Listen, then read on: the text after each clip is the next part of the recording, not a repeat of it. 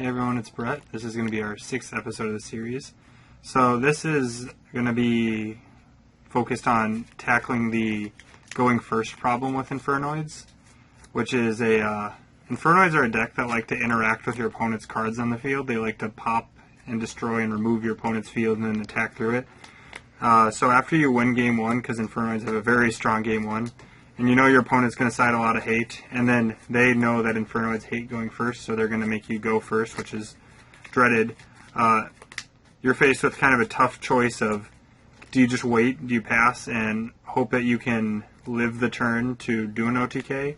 Hope they don't have floodgates. Hope they don't have floodgates. So a lot of times you open a really nutty hand going first that would be able to make an OTK, and you're not able to because you can't attack. It's turn 1. Yeah. So the question is, what do you do when you open that reasoning that mills a lot of cards, which happens about half of the reasonings. So you get a nutty graveyard, and you want to capitalize on this advantage before your opponent potentially sets some floodgates that you might not be able to deal with.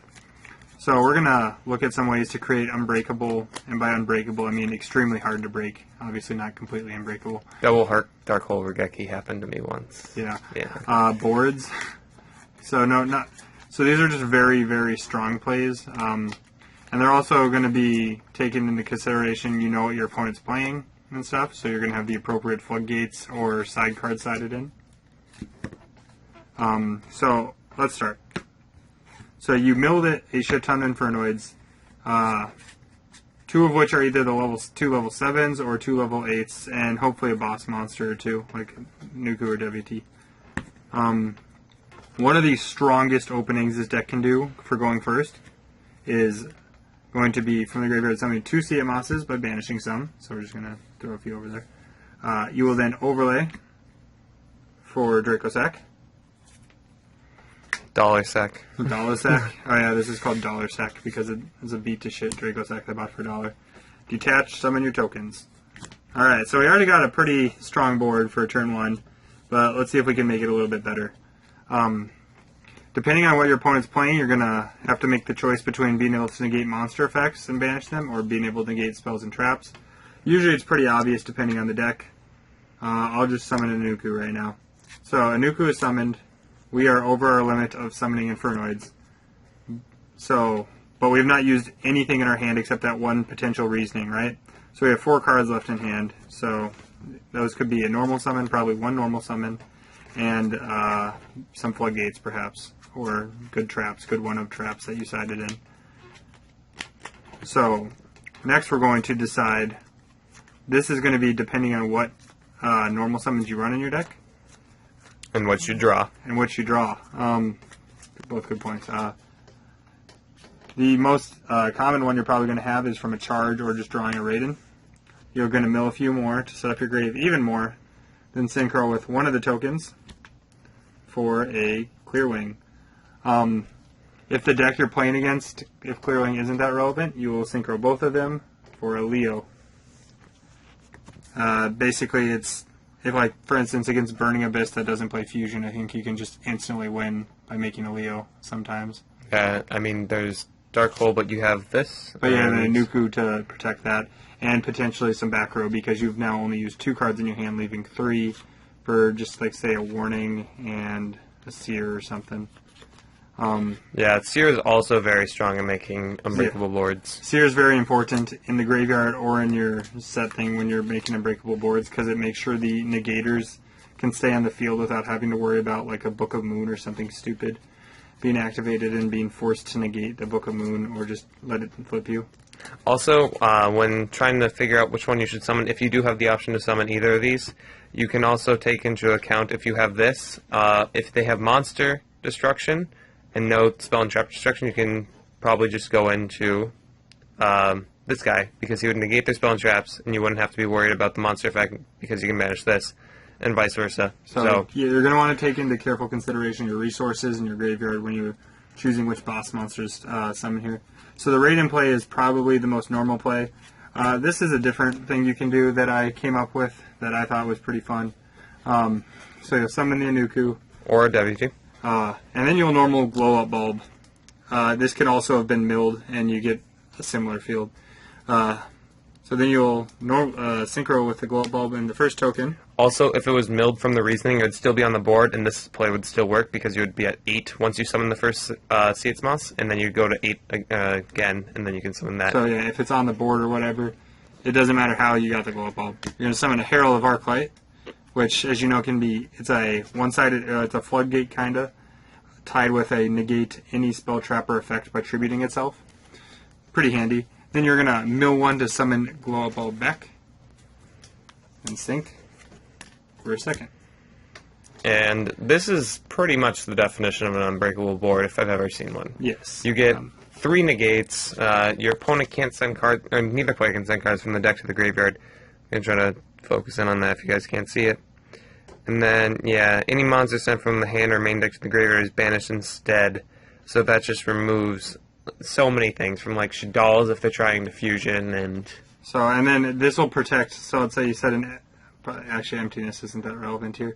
A mistake, and you're playing against Necroz. You flip the mistake. Please even. They try to MST. They try to Harpy Feather Dust. I just like blurted there. And then they try to Heavy Storm, and you negated all 3 of them. And they're out of cards. And they were cheating, and you still won.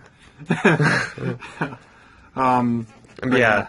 The reason why these boards are so good is not only do you have these huge monsters on board that stop things, you prevent your opponent from doing very much because of, like, your floodgates you can have, and if you're playing like Necroz, you can stop their summons sometimes.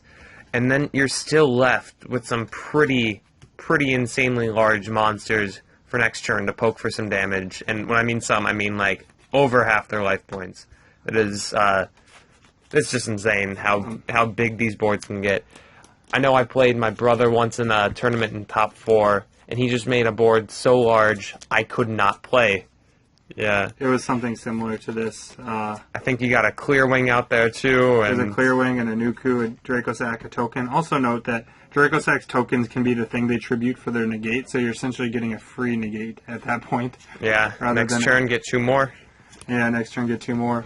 And these can side virtually every skill... Floodgate except for lose a turn. They side skill drain even better than...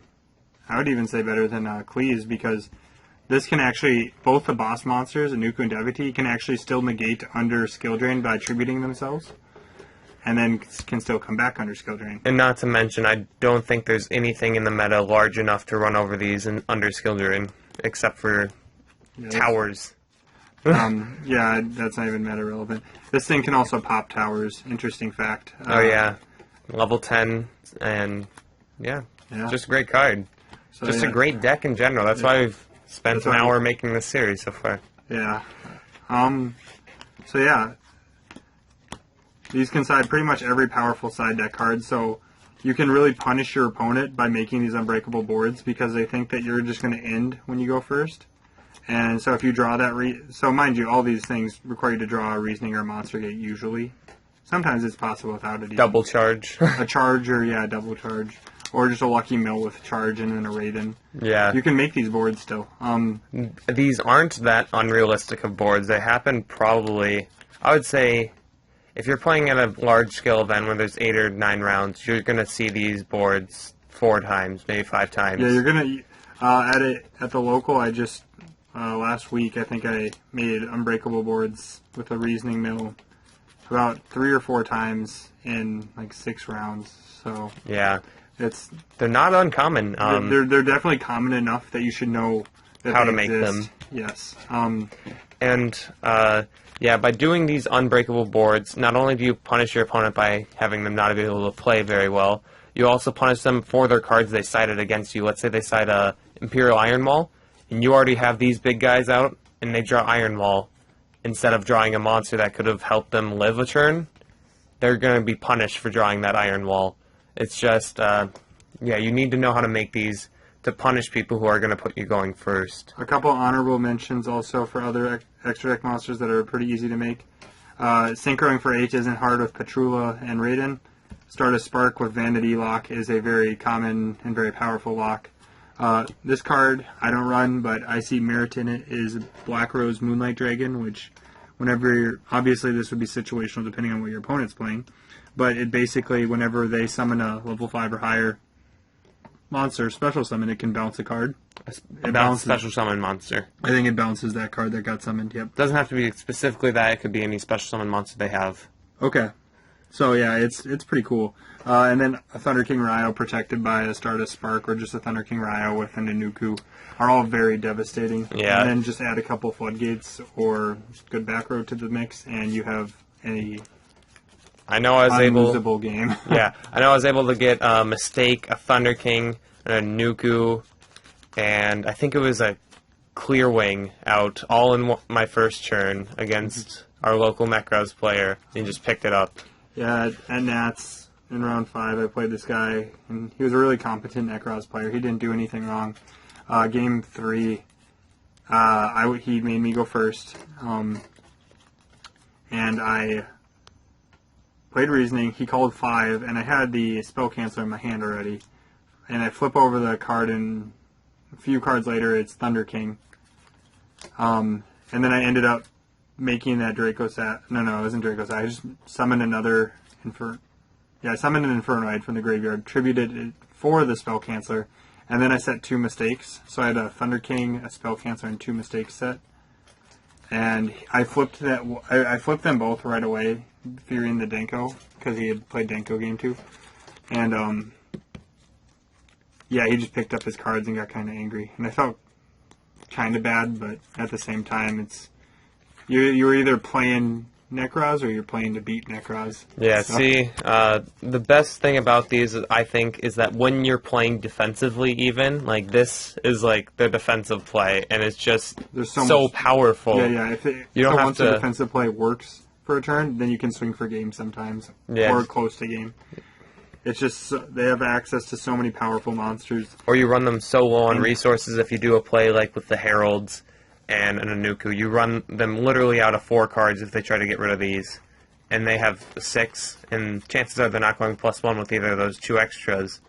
So you're going to be able to just beat them out from the game, because you have, not only do you have these, like, you only use like 2 or 3 cards to make these, then you also have your entire graveyard to keep coming back and making pluses and pluses, and you just outgrind them after this if you make a huge board like this.